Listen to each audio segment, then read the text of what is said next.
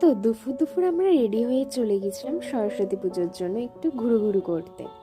তো প্রথমেই আমরা চলে গেছিলাম সিপিতে একটু ঘুরতে। আসলে আমরা ঘোরার জায়গা পাচ্ছিলাম না কোনো, তো সিপির ঠাকুরটা খুব সুন্দর করেছে, তোমরা দেখতে পাচ্ছ।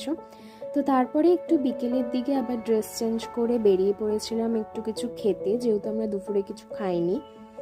তো এখানে একটা ছোট্ট স্কুলের মানে প্রাইমারি স্কুলে দেখছিলাম খুব সুন্দর এক্সিবিশন করেছে, ঠাকুরটাও খুব সুন্দর হয়েছে। তো আমি একটু আমার ড্রেসটা দেখাচ্ছিলাম এখানে দাঁড়িয়ে। এরপরে আমরা গেছিলাম শোয়ারমা খেতে। তো দেখো কি সুন্দর একটা মানে আগুনটা এরকমভাবে ওঠে কি করে আমি জানি না, তো বেশ সুন্দর লাগছিল। তারপরে আমরা চলে গেলাম একটু মোমো খেতে। তো তারপরে একটু ইচ্ছা হলো চাউমিন নেওয়া, তো চাউমিন নিয়ে খেলাম।